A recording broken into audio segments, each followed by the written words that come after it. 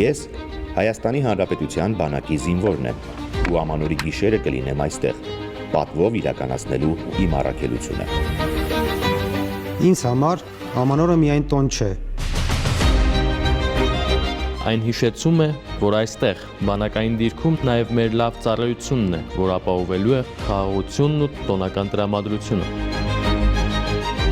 Մենք հավատում ենք, որ 2026-ը խաղաղության տարի է լինելու բոլորիս համար։ Ու մենք սպասում ենք ամանորի հրաշքին։ Այն հրաշքին, որ լուսավորում է բոլոր ճանապարհները։ Հաղթահարում ցանկացած հեռավորություն։ Բանակային դիրքերից մինչև տոնական մայրաքաղաք և Հայաստանի մյուս քաղաքներ ու համայնքներ։